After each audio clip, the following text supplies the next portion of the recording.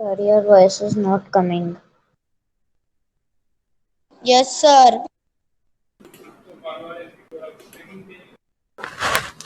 अब ठीक है ना। फ्रैक्शंस में देखो, रिकैप एक्सरसाइज डिस्कस करने के बाद हम लोग कंटिन्यू करेंगे topics. Recap Okay, exercise. sir. First question, diagrams दे रखे हैं कुछ और फिर पूछा है उसने, जैसे फॉर एग्जांपल ए पार्ट में उसने क्या किया है,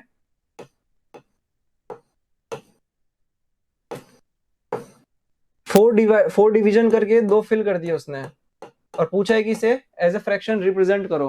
तो ये लोग आप लोग करके आए हो बचपन में। कैसे लिखोगे Yes, इसे? sir. Total number of sir fractions, ऊपर नीचे 2 आएंगे नीचे 4 4 और ऊपर आएंगे 2। ये करना होता है। 2/4। हाँ, चाहो तो कॉमन फैक्टर से ऊपर नीचे कटिंग करके इसे क्या लिख सकते हो, 1/2, है ना। सर तो उसमें ऐसा बोला नहीं है। नहीं बोला है तो एक्स्ट्रा करो, जितना बोला है उससे थोड़ा एक्स्ट्रा प्रेजेंट कर रहे हो और सही कर रहे हो तो आपका इंप्रेशन अच्छा होगा।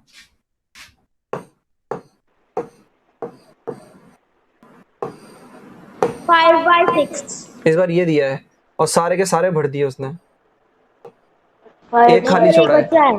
तो एक खाली छोड़ा है, एक मिनट उसने, अच्छा शेडेड पार्ट का पूछा है तो 5 भरे हुए हैं, 6 खाली है, सॉरी 6 यस टोटल है, सर। ठीक है ना। तो ये तो इतना हार्ड एंड फास्ट नहीं है, ये तो आसानी है। 2.5। फर्स्ट क्वेश्चन का सी पार्ट, ओहो यहाँ तो बनाने पड़ जाएंगे।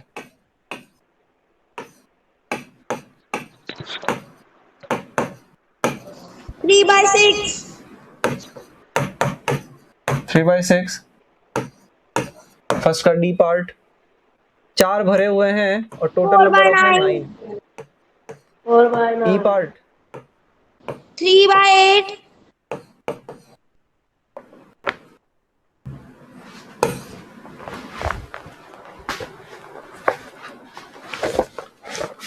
सेकंड क्वेश्चन,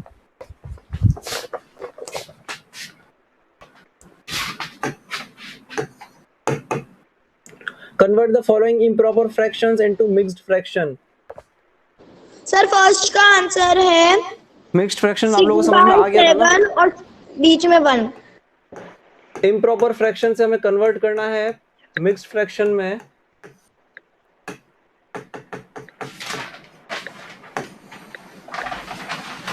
तो पहला ए पार्ट है, सर पहले का आंसर है 13/7 यहाँ दे रखा है, तो हम क्या करेंगे 6/7 मिक्स में और कन्वर्ट करने के लिए साइड में 1। 13 से डिवाइड, 13 को 7 से डिवाइड करेंगे तो रिमाइंडर आएगा 6 और क्वोशंट आएगा 1। तो इसे कैसे लिखोगे मिक्स्ड फ्रैक्शन में, 1 क्वोशंट रिमाइंडर 6/7।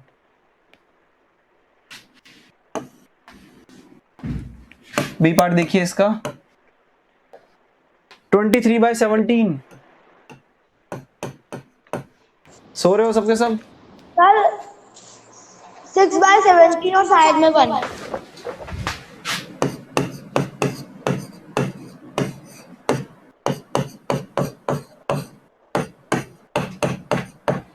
इसे 6/17 और साइड में 1 ऐसे नहीं बोलते हैं, इसे ऐसे बोलते हैं कि 1 6/17। आगे बात करेंगे कि कैसे बोलना होता है नंबर्स को।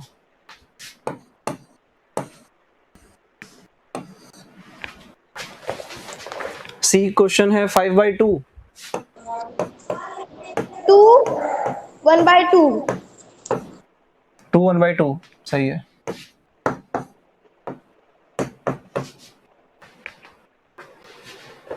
ठीक है,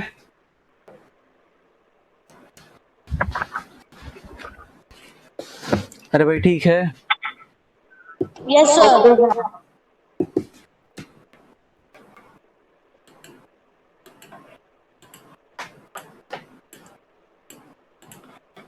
तो मिक्स्ड फ्रैक्शन में कन्वर्ट करना है किसी इम्प्रॉपर फ्रैक्शन को, तो ऑब्वियसली आप पहले उसे डिवाइड करोगे, रिमाइंडर और क्वोशंट ढूंढोगे और फिर फॉर्मूला होता है हमारा रखने का, क्वोशंट साइड में रिमाइंडर ऊपर, मींस क्वोशंट साइड में रिमाइंडर ऊपर और डिवीजर, यहाँ पे डिविडेंड का कोई काम नहीं होता है, डिवीजर नीचे। चले आगे। Yes, sir. D part 31/19. 12/19. तो क्या लिख दोगे इसे? 1 12/19. 12/19. 35/12. 2 11/12.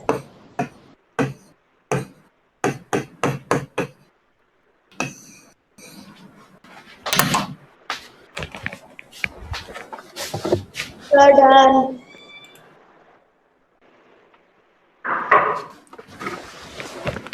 Third question. 100, sir. Papa. इस बार उल्टा पूछा है इसने. इस बार क्या करना, पहले ये करना था कि इम्प्रॉपर को कन्वर्ट करना था मिक्स में, और इस बार मिक्स को कन्वर्ट करेंगे किसे? Improper में. करने का तरीका क्या होता है? क्वेश्चन लेकर के सर, समझते हैं. डिनोमिनेटर होता है उसको हमको जो साइड में नंबर लिखा होता है उससे इंटू कर जो न्यूमरेटर होता है उससे प्लस करते हैं. एग्जैक्टली. इन दोनों को करोगे मल्टीप्लाई, और फिर जो भी आंसर आएगा उसे करोगे ऐड, और वो डिवाइड कर दोगे उसे ये जो डिविजर दे रखा है, ऐसा करना होता है. तो कैसे लिखेंगे इसे? 2 3/5 है तो 2 × 5, और जो ऊपर रिमाइंडर होता है उसे ऐड कर देते हैं. बाय 5 लिखा हुआ है ये, तो ये हो जाएगा 13/5. हाँ, क्रॉस चेक करना चाहो तो इसे वापस से सॉल्व करना, तो यही निकलेगा. कैसे सॉल्व करोगे? ठीक है ना. 2 3/5 सेम.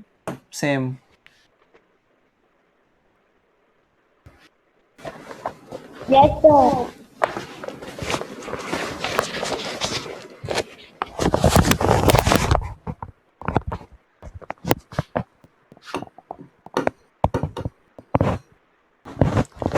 चले आगे. Yes sir. B question 28/9. तो ये हो जाएगा 3 इंटू, ऐसे ही लिखना आप लोग जब आंसर्स लिखोगे. 3 × 9 + 1/9, ये हो जाएगा 28. डायरेक्ट लिख दिया. डायरेक्ट लिख दो चलेगा, लेकिन ये दिखाओगे तो एग्जामिनर को पता रहेगा कि आपको आता है सॉल्व करना. Okay sir. वरना क्या पता गूगल करके लिख दिया. 33/8. 7/5.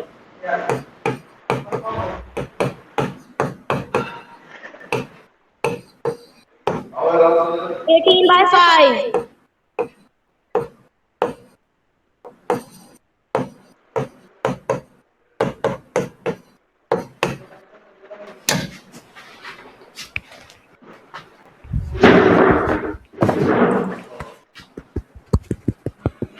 Done.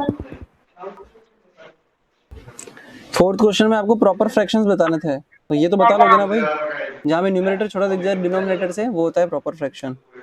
सर मैं बताऊं उसका आंसर? नहीं. Fifth question, write the numerator and denominator of each fraction. ये तो बिल्कुल नहीं करूंगा. Sixth question, express the following as fractions. इस क्लास से करते हैं.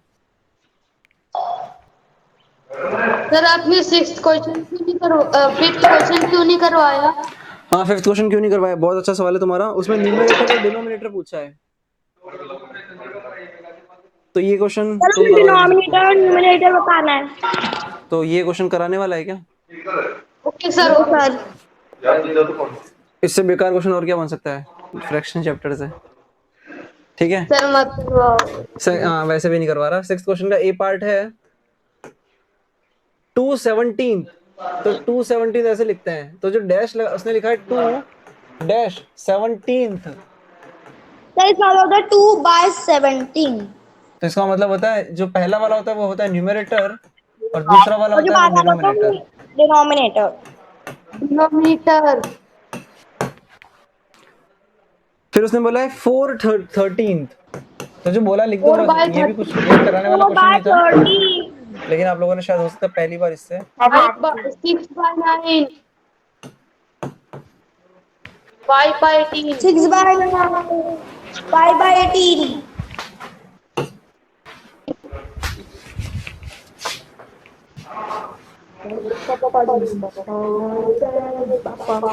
ठीक है ना। Seventh question, yes sir. Seventh question अच्छा क्वेश्चन है। अगर ये आप लोग कर पाए थे तो फिर तब मानेंगे कि आपको फ्रैक्शन सर बहुत चैप्टर इजी आता था है। ये तो। सेवंथ क्वेश्चन ए पार्ट, थोड़ी आवाज कम करो। सेवंथ का A part, take 3 marbles out of 4 marbles. 3 sir इसको मार्बल लिखेंगे निकालो three out of by 4। Four eat 2 chocolates out of 7 chocolates. 2/7 2/7. Give 5 pieces of pizza from 12 pieces of pizzas। 5/12. 5/12 6/8. 8/12 6 circle में से 6 circle को पिक करो, तो कर दिया। तो लैंग्वेज इंग्लिश लैंग्वेज से मैथमेटिकल लैंग्वेज में कन्वर्ट करना था, और कुछ नहीं है क्या। ठीक है, लास्ट लेक्चर में हम लोगों ने मिक्स्ड फ्रैक्शन देखा था, वो आप लोगों को समझ में आ गया था। Yes sir. तो आज पढ़ेंगे equivalent fractions. Equivalent fractions topic लिख लो पहले। इक्विवेलेंट फ्रैक्शंस जो 5th क्लास में आप लोग करके आ चुके हो एक बार तो। Yes sir.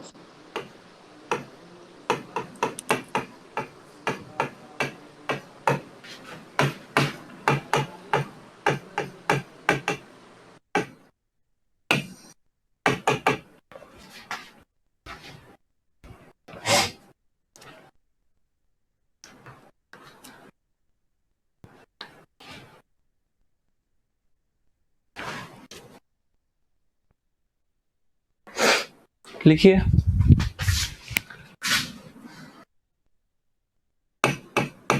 फ्रैक्शंस। फ्रैक्शंस मत लिखना, फ्रैक्शन मत लिखना, एस भी लगाना। प्लूरल सॉरी, मतलब मल्टीपल फ्रैक्शंस की बात हो रही है, मल्टीपल फ्रैक्शन की बात हो रही है। फ्रैक्शंस विच हैव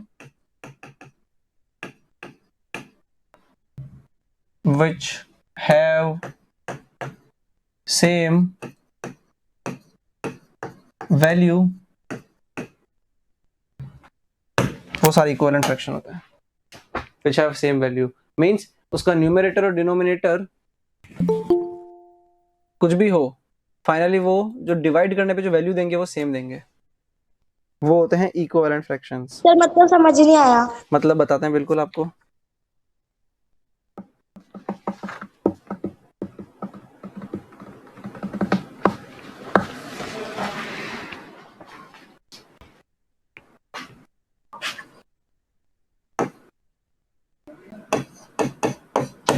एग्जाम्पल देखो, आप कोई सा भी एक फ्रैक्शन लो, 2/7 आप लो, हम क्या करेंगे, न्यूमरेटर को और डिनोमिनेटर को सेम नंबर से मल्टीप्लाई करेंगे।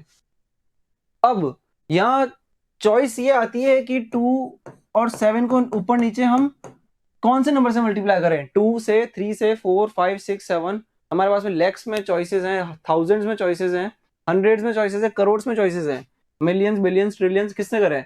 तो इसका मतलब हम यहाँ पे कुछ भी ले सकते हैं। हाँ, जो भी लेंगे सेम लेंगे। जैसे मान लीजिए 2 लिया और यहाँ भी 2 लिया, तो ये बनेगा 4/14। नेक्स्ट चॉइस में अगर आपने 3 ले लिया, यहाँ 3 ले लिया, तो ये बनेगा आपका 6/21। ठीक है, तो ये तो चलो रहा कि हमने दो नंबर लेकर के एक और दो इक्विवेलेंट फ्रैक्शंस बना दिए, 2/7 के इक्विवेलेंट फ्रैक्शंस बना दिए। तो इसका मतलब अगर मेरे पास चॉइसेस हैं इनफाइनाइट नंबर पुट करने के, तो इसका मतलब किसी फ्रैक्शन के इनफाइनाइट इक्विवेलेंट फ्रैक्शंस होते हैं, अनलिमिटेड इक्विवेलेंट्स होते हैं। बात समझ में आई? No, sir. कितने इंटेलिजेंट हो तुम लोग। देखो ध्यान से, कहने का मतलब है, ये लिखो पहले एक बार एग्जांपल, ये एग्जांपल लिखो एक बार। सर लिख लिया। एक नोट लिखना है यहाँ पे।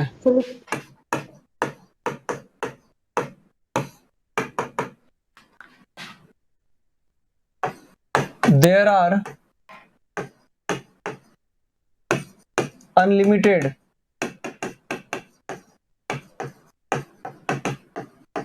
equivalent fractions possible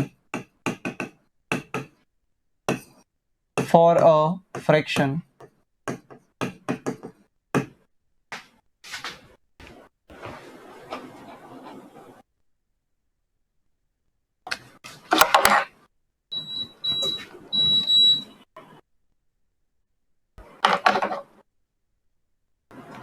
there are unlimited equivalent fractions possible for a fraction.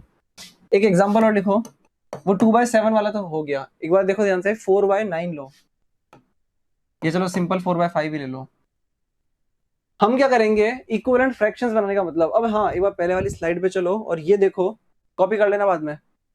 4/14 है, हमें पता है कि कॉमन फैक्टर से हम लोग ऊपर नीचे कटिंग करना पॉसिबल है हमारे लिए। तो अगर कटिंग करोगे इसकी 2 से कट रहा है ये, तो 4 2 से कटा तो 2 दिया, और 4 14 2 से अगर हमने कटिंग की तो यहाँ 7 बन जाएगा। तो मतलब आप इक्विवेलेंट फ्रैक्शन बनाओ किसी भी फ्रैक्शन का, तो फाइनली कटिंग करोगे तो वो सेम फ्रैक्शन बनेगा।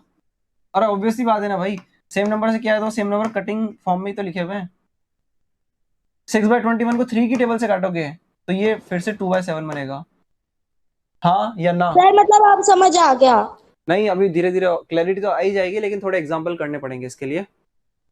यस सर, मुझे भी आ गया। नेक्स्ट एग्जांपल लिखो, 4/5 है। क्या करेंगे हम 4 और 5 को, हमारे पास इनफाइनाइट चॉइसेस है, इस बार मैं 5 लूंगा। सर आप 4 से करो। आपकी जो मर्जी, आपकी जो इच्छा वो आप नंबर से करो, लेकिन हाँ कैलकुलेशन मिस्टेक मत करना, और ऐसा मत करना कि ऊपर 2 ले लो नीचे 3 ले लो, ऊपर नीचे नंबर सेम होने चाहिए, ठीक है ना? तो 4 × 5 हो जाएगा 20, और ये बनेगा नीचे 25। अब आप चेक करो ये 5 की टेबल से, क्योंकि 5 ही तो कॉमन नंबर लिया आपने ऊपर नीचे, तो 5 इनका कॉमन यस सर, फैक्टर है, फिर से सेम ही आ तो रहा ये है। कटेगा तो 4/5 यस सर, बनेगा।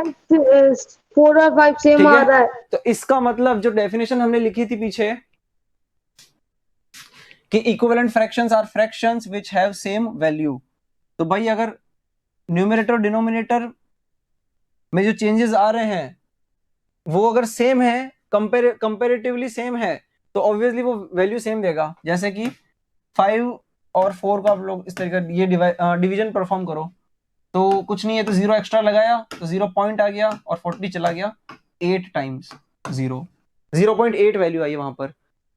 20/25 को काट के 4/5 करोगे तब तो आंसर सेम आएगा। आप बोलो कि नहीं हम ऐसा नहीं करेंगे, हम तो 25 और 20 का करेंगे, तो कर दो, कोई प्रॉब्लम नहीं है।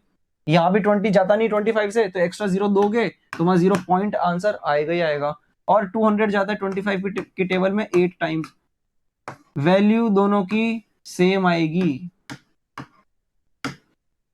सेम केस आप 4 × 3 करो, नीचे 5 × 3 करो, फिर जो बनेगा तब भी वैल्यू सेम आएगी। तो सारे इक्विवेलेंट फ्रैक्शंस की वैल्यू सेम ही होती है, मतलब नंबर लाइन पे उनका प्लॉट क्या सेम होता है। जैसे कि हम 4/5 को अगर हम 10 से करेंगे फिर डिवाइड करेंगे तो सेम ही आएगा। सेम आएगा।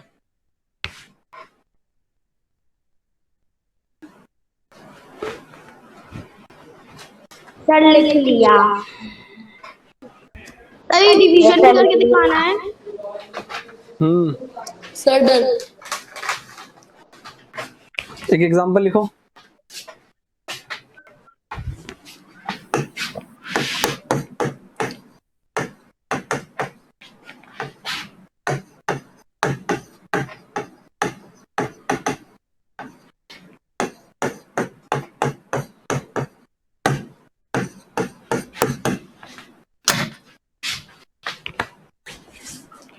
न्यूमरेटर डिनोमिनेटर सेम नंबर से मल्टीप्लाई करना, वरना तो वैल्यू अलग आ ही जाएगी और वो इक्विवेलेंट फ्रैक्शन होता भी नहीं है।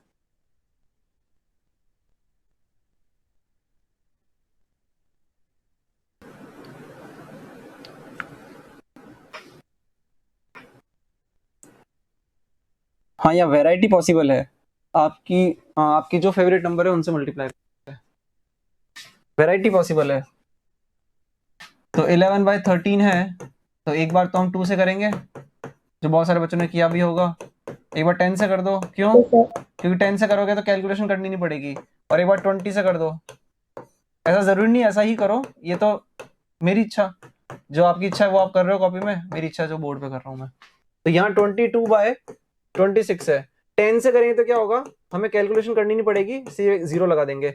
और 20 से करेंगे तो क्या होगा, 11 × 2 तो हमने ऑलरेडी कर ही रखा है, 22/26। एक 0 और लगाना पड़ गया, क्यों? क्योंकि 20 है ना 2 की जगह। तो ये तो सिर्फ टाइम बचाने के लिए प्रैक्टिस का खेल है सारा, बाकी आपको लगता है कि 2 3 4 5 6 7 जैसा भी करना चाहो कर सकते हो, आंसर सेम आएगा, वैल्यू सेम आएगी। तो ये सारे के सारे ये जो लिखे हुए हैं यहाँ पर तीनों इक्विवेलेंट फ्रैक्शंस हैं किसके? 11/13 के। 11 मतलब चारों की वैल्यू डिवाइड करने पे चारों की वैल्यू सेम है।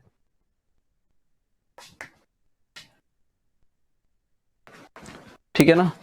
सर हम अपनी मर्जी के लिख लें, क्या कर ले? हम अपनी मर्जी के लिख लें इस एग्जाम्पल में। बिल्कुल।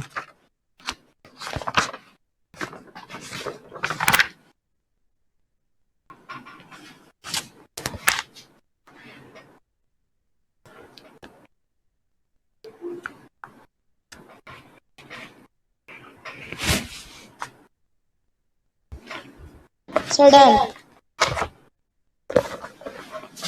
Sudden.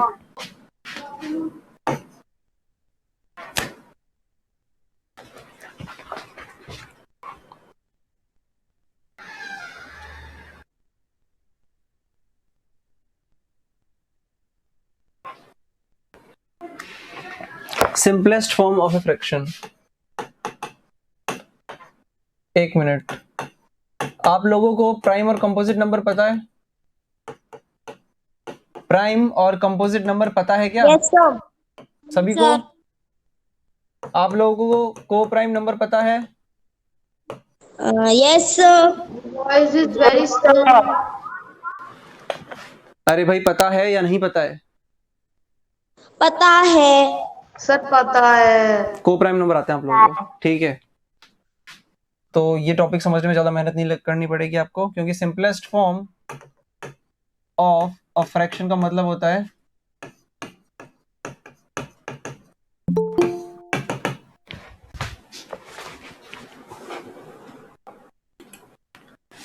Simplest form of a fraction का मतलब होता है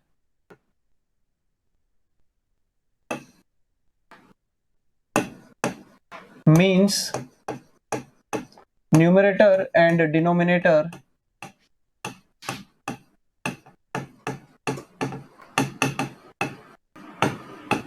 are co-primes। अब co-primes का मतलब क्या होता है वो भी लिख लो जिसको नहीं पता है। means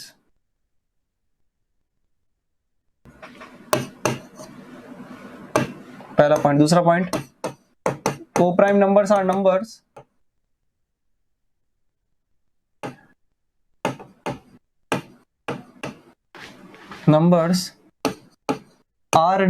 are those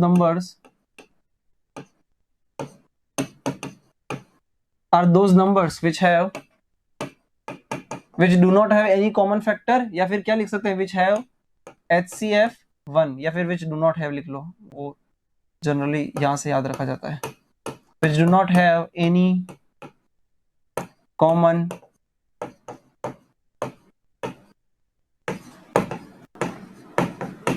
factor।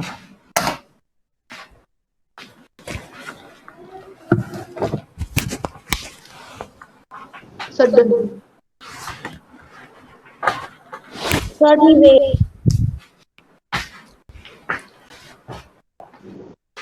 Sir ये पर थोड़ा समझ में नहीं आया। कौन सा पॉइंट समझ नहीं आया? First point means Sudden. Numerator sudden and denominator coprimes. Example करवाता हूं को।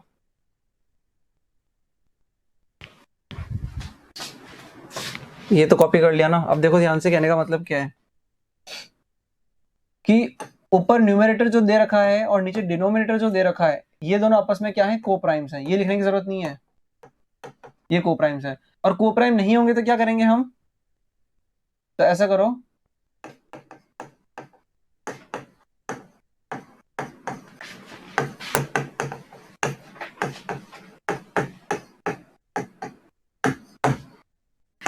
ये डाल के पहला पॉइंट लिखो, find HCF of numerator and denominator.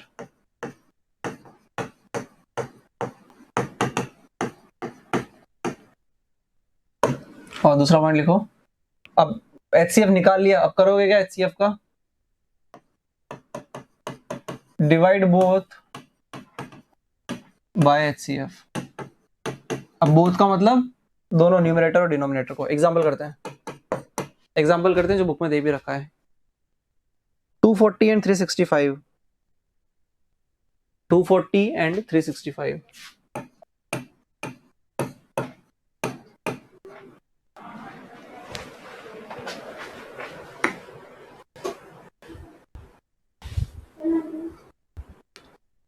ये एग्जाम्पल बुक में दे रखा है, दूसरा ले लो। सर अभी भी नहीं समझ आया। अब आएगा। HCF निकालना है पहले न्यूमरेटर और डिनोमिनेटर का।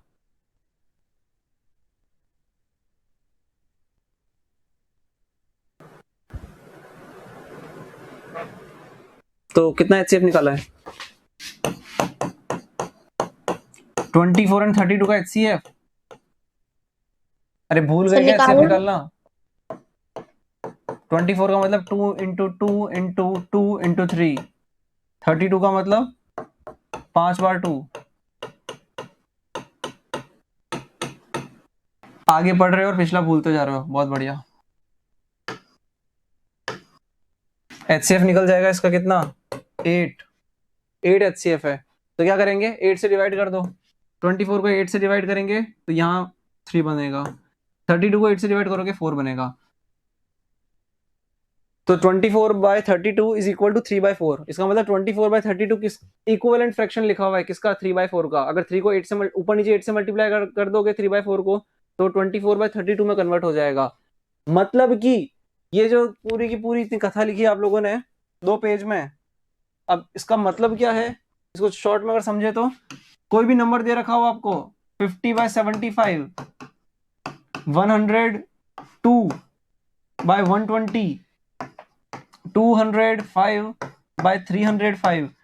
हम क्या करेंगे, अब हम HCF निकालने बैठे हैं इसका 50 और 75 का, 102 120 ऐसे निकालने बैठे, तब तो हो गया हमारा पार।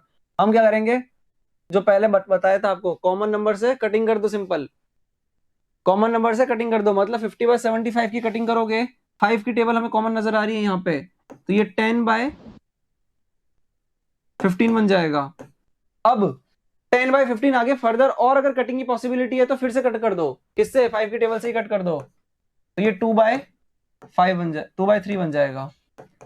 आगे कट जब तब तक करते रहो कटिंग जब तक फर्दर पॉसिबिलिटी नहीं है। और मतलब कि जब तक वो को प्राइम नहीं बन जाता हमको कट करते रहना है। ऑब्वियसली ये लिखवाया भी था डेफिनेशन में, यही करना है। 102/120 है, कटिंग करना शुरू करो।